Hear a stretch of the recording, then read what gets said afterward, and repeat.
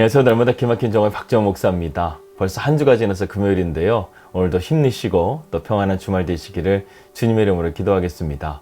지금 한국은 무더운 여름이라고 하는데 이곳 뉴질랜드는 겨울이라 지금 여러분들과 이렇게 코디가 좀 맞지 않는 것 같습니다. 아마도 여러분들은 저를 보면 좀 답답하게 생각할 수도 있는데 이거 뉴질랜드가 한국처럼 칼바람은 아니더라도요. 이 바람이 많이 불기 때문에 이 체감 온도는 좀 쌀쌀한 것 같습니다. 또 그리고 집들도 대부분 나무로 지었기 때문에 이 우풍이 상당히 좀 심하더라고요.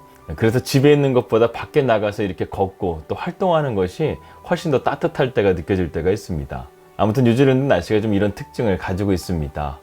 또 한 가지는 한국이 지금 코로나 바이러스가 상당히 좀 확산되고 있는 것으로 좀 보여지는데 어떤 학자들은 코로나 바이러스 이전 시대로 돌아가는 것이 거의 불가능하다 이렇게 말하기도 합니다. 이럴 때일수록 우리가 더욱더 신앙을 부여잡고 온전히 하나님만을 의지하면서 믿음으로 나아갈 수 있기를 주님의 이름으로 기도합니다. 말씀 들어가도록 하겠습니다. 흔히들 우리는 집을 안식의 장소라고 말합니다. 그런데 정말 그럴까요? 넓고 화려하고 담이 높은 집이 정말 안전하고 안식할 수 있는 것일까요? 잠언 21장 19절 말씀 보게 되면 아주 재미있는 말씀이 있습니다. 다투는 여인과 함께 큰 집에서 사는 것보다 움막에서 사는 것이 나으니라. 아무리 좋은 집에 산다 할지라도 아무리 좋은 곳에 있다 할지라도 그 가운데 마음이 평안이 없고 또 다툼만 있다고 한다면 차라리 움막에서 혼자 사는 것이 좋다는 말이죠. 예전에 제가 초등학교 다닐 때 저랑 친했던 친구가 있었습니다. 그 친구 집은 이 주막집이라고 해서 이렇게 술을 파는 그런 집이었어요. 그 친구의 어머니는 수원에서 일을 하시고 아버지와 할머니가 함께 그 주막집을 운영하는데 그런데 그 친구의 아버지가 암 말기 판정을 받으신 거예요. 그 병을 치료할 수 있는 치료책도 없고 돈도 없고 해서 진통제로 겨우겨우 하루를 살아가면서 피골이 상접했다는 말 있잖아요. 정말 그렇게 몸이 빼빼 말라가시면서 결국에는 돌아가신 것을 보았는데요. 그렇게 아프신 분들의 특징이 있어요. 상당히 신경질적이고 예민하시다는 것입니다. 그래서 그 친구의 가족들이 늘 긴장하면서 살았어야 됐어요. 그 아버지의 눈에 걸리기만 하면 험한 말을 하고 신경질적이기 때문에 아버지를 가족들이 다 피하려고 했던 것입니다. 그래서 그 친구는 항상 저에게 집에 가기 싫다고 이런 말을 종종 했었어요.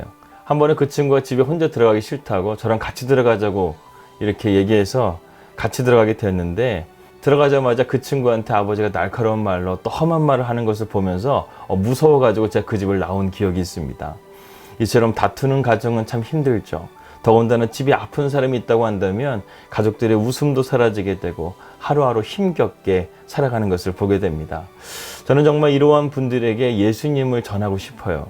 진정한 소망이신 예수님을 그들이 알게 된다고 한다면 믿음을 갖게 된다고 한다면 선하신 주님의 능력으로 일어서게 되고 복된 길로 나가게 될 줄을 믿습니다. 철로역정을 제가 여러분들에게 많이 말씀을 드리잖아요. 그만큼 철로역정 정말 좋은 책입니다. 여러분들 한번 정독을 하셔가지고요. 그 책을 한번 읽어보세요. 그러면 우리 신앙생활 가운데 유익한 것들이 너무나 많이 들어있습니다. 이 철로역정의 처음 부분에 보게 되면 이 크리스찬이 인생의 무거운 짐을 지고 있는 자신을 보게 됩니다. 그래서 그 짐을 풀어보려고 온갖 방법을 더 써보았지만 그럴수록 그 짐은 자기를 조여오게 되고 무겁게 되었다는 것이죠. 그때 그에게 전도자가 나타납니다. 그리고 그에게 그 짐을 풀 수 있는 길을 안내해 주죠. 그 길은 십자가의 길이었습니다. 그 길만이 크리스천의 무거운 짐을 벗겨줄 수 있는 유일한 길이었죠. 크리스천은 결단을 하고 가족들과도 이별을 하면서 그 믿음의 길을 걸어가기 시작합니다. 여러 가지 유혹도 있고 어려운 길들이 있었지만 정말로 우여곡절 끝에 그 크리스천이 도착한 곳은요, 바로 십자가 앞이었어요. 주님의 십자가 앞에 선 순간 그의 짐이 풀리게 되고 그는 그 짐에서 자유케 되는 순간을 맛보게 되죠. 그리고 그의 죄의 짐은 돌무덤에 들어가서 다시는 보이지 않게 됩니다. 그렇습니다. 오직 십자가의 부활의 능력만이 우리의 모든 무거운 짐을 벗겨버릴 수가 있다는 것입니다. 무거운 짐만 벗기겠습니까? 우리의 삶의 방향도 새롭게 바뀌게 되는 것입니다. 이스라엘 백성들이 하나님의 놀라운 능력으로 이 출애굽을 하게 되잖아요. 그들은 이제 노예자에서 자유자로 바뀌게 되었습니다. 하지만 430년 동안 그곳에 있으면서 요셉이 죽은 이후에 거의 300년이라는 시간 동안에 세대를 거쳐가면서 노예의 운명을 지고 태어난 자들이 대부분이었다는 것이죠. 그렇기 때문에 그들은 자유가 무엇인지를 깨닫지를 못했어요. 그래서 그들은 출애굽을 하고서도 애굽의 노예 근성을 버리지 못하고 불평하고 원망함을 통해서 하나님의 연단을 받아야만 했습니다. 그렇습니다. 우리는 십자가와 부활의 능력을 통해서 자유자의 몸이 되었음에도 불구하고 아직도 그 참된 자유가 무엇인지 깨닫지 못할 때가 있습니다. 그래서 하나님은 이스라엘 백성들을 가나안 땅에 들이시는 것을 잠시 유보하고 40년이라는 광야 시간으로 그들을 드라이브 하시죠. 그리고 그곳에서 그들은 하나님의 은혜를 깨닫게 됩니다. 그들은 광야 속에서도 기쁨이 있고 소망이 있고 생명이 있다는 것을 깨닫게 된 것이죠. 여러분, 하나님은 우리에게 진정한 자유를 주시는 분이십니다. 하나님께서 아담과 하와를 창조하시고 그들을 에덴 동산에 들여보내시죠. 저는요, 이 장면을 보면서 하나님께서 얼마나 우리에게 자유를 주시길 원하시는지 그것을 깨달을 수가 있습니다. 하나님께서요, 에덴 동산을 만드시고 그들을 그곳으로 인도하신 다음에 하나님께서 유일하게 그들에게 하지 말라고 한 것은 단 하나였어요. 동산 중앙에 있는 선악과를 먹지 말라는 거예요. 그 나머지는 너희가 마음껏 먹을 수 있게끔 하나님께서 우리에게 자유를 주신 거예요. 그런데 우리 인간은요, 하나님께서 주신 자유를 바라보지 못하고 왜 나에게 이것을 하지 못하게 하셨을까? 이것을 바라봄을 통해서 마치 판도라의 상자를 연 것처럼 죄의 상자를 열어버린 것이죠. 그 죄의 상자를 열음을 통해서 우리 안에 죽음이 찾아오게 되고 절망이 찾아오게 되고 질병이 찾아오게 되고 우리는 자유의 몸에서 죄의 노예의 몸이 되어버린 것이었습니다. 그런데요, 예수 그리스도의 십자가의 능력과 부활의 능력으로 우리로 하여금 이런 죄의 노예에서 우리를 해방시켜 주신 것입니다. 그러므로 그리스도 예수 안에 있는 자에게는 결코 정죄함이 없나니 이는 그리스도 예수 안에 있는 생명의 성령의 법이 죄와 사망의 법에서 너희를 해방하였습니다. 할렐루야! 하나님께서 우리에게 이런 죄와 사망의 법에서 해방시켜 주신 거예요. 우리는 자유자가 된 것이에요. 하나님이 이제 예수 그리스도의 십자가의 보혈의 능력으로 우리 안에 거하시게 되신 거예요. 성령님이 우리 안에 들어오시게 되신 거예요. 우리는 하나님의 성전이 된 것이에요. 주님과 함께, 예수님과 함께 우리는 믿음의 삶을 동행하면서 살 수 있는 이 놀라운 복된 길을 걸어갈 수 있게 된 것입니다. 그렇기 때문에 여러분, 우리는 주님을 바라보면서 주님과 동행하는 삶을요, 정말로 복된 길이라고 생각하면서 믿음으로 나아가야 됩니다. 저희가 새벽 예배 때마다 생명의 삶으로 말씀을 나누는데요. 계속해서 말씀을 보시면 아시겠지만 성막에 대해서 나오고 있잖아요. 하나님께서 광야 가운데 왜 성막을 만드셨을까? 이런 생각 여러분들 한번 해보시지 않으셨습니까? 그 이유는 단 하나였습니다. 이스라엘 백성들을 사랑하시기 때문에, 하나님의 택한 백성들을 끝까지 인도하시기 위해서 하나님은 그들 가운데 거하시면서 그 광야의 그 좁은 텐트 가운데 거하셨다는 것입니다. 우리가 보통 성막을 짓는 것을 보게 되면 상당히 복잡하다고 생각하는데요. 요즘에 집 짓는 설교들을 한번 보십시오. 성막은 아무것도 아니에요. 성막을 짓는 것은요, 의외로 간단합니다. 그런데 그 성막의 의미는 대단한 것이죠. 온 우주를 창조하신 하나님께서 그 작은 성막, 즉 텐트에 오셔서 인간을 만나주시고 그들과 함께 광야 40년을 인도하셨다는 것이죠. 저는 이것을 보게 되면요, 신약에서 예수님의 생애와 매치가 되는 거예요. 하나님의 아들 예수 그리스도께서 성육신하셔서 이 땅에 마리아의 태로부터 아기 예수로 탄생하셨습니다. 제대로 된 집도 아니고 말이 여물을 먹는 염을 통해서 주님은 누우셨던 것이죠. 그리고 그를 경배하러 온 자들은 이방 땅에서 온 동방박사들, 그리고 가난한 자들의 대명사였던 목자들이었습니다. 이 세상의 모든 죄의 짐을 지기 위해 오신 예수님의 탄생치고는요, 너무나 초라한 거예요. 더군다나 예수님은 30년이라는 시간 동안 가난한 가정에서 태어나 집안일을 돕는 아들로서 아버지 요셉을 도와 목수의 일을 하셔야만 했습니다. 우리와 똑같이 사셨다는 거예요. 주님에게도 30년의 인내의 시간, 하나님의 때를 기다리는 시간, 인간의 모든 고통과 아픔을 보고 듣고 깨닫는 그러한 시간이 필요했던 것이죠.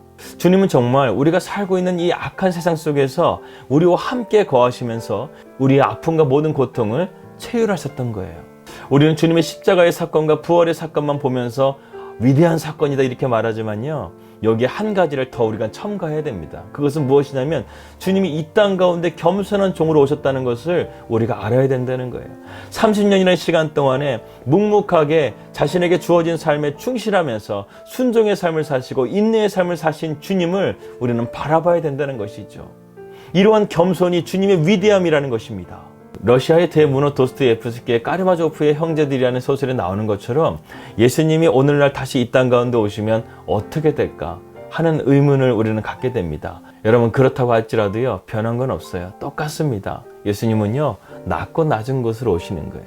고아와 가부를 불쌍히 여기시고 질병과 고통과 더러운 귀신 들린 자들을 자유케 하시고 세상에 온갖 욕설과 댓글 테러를 당하시면서 온갖 음해를 당하시다가 결국 주님은 그들을 끝까지 사랑하시고 십자가의 길을 가실 것입니다. 사랑하는 여러분, 우리는 지금 주님을 어디에서 찾고 있습니까? 세상적인 부귀, 권력, 명예에서 찾는 것입니까? 아니면 높은 어딘가의 위치에서 내가 올라가야 될 그곳에서 주님을 찾는 것은 아닙니까? 그러나 그곳에는 주님이 안 계셔요. 주님은 가난한 심령 가운데 거하십니다. 주님은 목자시기 때문에, 참 목자시기 때문에 목자가 없으면 아무것도 알 수 없는 양들을 선한 길로 인도해 주시고 꼴을 먹여주시고 그들을 쉴만한 물가로 인도하셔서 안식을 주시는 것입니다. 팔복의 말씀이 나오는 마태복음 5장에는 이런 말씀이 있죠. 심령이 가난한 자는 복이 있나니 천국이 그들의 것이며 애통해 하는 자는 복이 있나니 그들이 위로를 받을 것이며 의에 줄이고 목마른 자는 복이 있나니 그가 배부를 것이며 의를 위하여 박해를 받는 자는 복이 있나니 천국이 그들의 것임이라. 주님은 이러한 심령 가운데 우리에게 천국을 주시고 위로를 주시고 열매를 주시고 상급을 주시는 분이심을 여러분들은 믿으시길 바라겠습니다. 내 안에 거하라, 나도 너희 안에 거하리라. 주님은 지금 어디에 거하십니까? 바로 우리 안에 거하신다는 거예요. 가지가 포도나무에 붙어 있지 아니하면 스스로 열매를 맺을 수 없음같이 너희도 내 안에 있지 아니하면 나도 그러하리라. 여러분, 우리가 주님 안에 거하고 주님 안에 붙어 있어야지만 우리가 건강한 열매, 풍성한 열매, 아름다운 인생이 될 줄을 믿습니다. 그러나 우리가 주님 안에 있지 않게 된다고 한다면 절대로 이러한 심령을 가질 수 없게 되고 열매 또한 맺지 못하는 인생이 될 것입니다. 이스라엘 가운데 계신 성막처럼 주님은 오늘 우리의 작은 마음에 거하시고 계십니다. 우리를 인도하시고 우리에게 말씀하시며 우리와 동행하시는 하나님, 오늘도 우리를 기뻐하시고 우리를 사랑하시고 우리의 삶에 참된 목자 되셔서 우리를 선한 길로 인도해 주시는 주님, 오늘도 우리가 그분을 찬양하고 그분께 영광을 돌리고 그분 앞에 믿음으로 나아가며 승리하는 복된 여러분들 되시기를 주님의 이름으로 기도합니다. 기도하겠습니다. 하나님 아버지, 내 안에 계시는 예수 그리스도, 이 말씀을 가지고 우리가 이틀 동안 함께 나누었습니다. 주님, 우리는 약하나 우리 안에 계시는 주님은 강하시오니 오늘을 사는 우리에게 이러한 주님과 함께 동행함을 통해서 우리가 믿음 안에서 단련되어지고 강하여지고 모든 문제를 뚫어낼 수 있고 주님과 함께 승리할 수 있는 복된 삶이 될 수 있도록 인도하여 주시옵소서. 언제나 우리와 함께 하시는 임마누엘 되신 주님께 찬송과 영광을 돌리며 이 모든 말씀 살아계신 예수님의 이름으로 기도하였습니다. 아멘. 주님과 함께 동행하는 복된 삶이 되시기를 기도합니다. 평안한 주말 되시고요. 저는 다음 주에 뵙도록 하겠습니다. 우리 믿음으로 승리합시다. 할렐루야.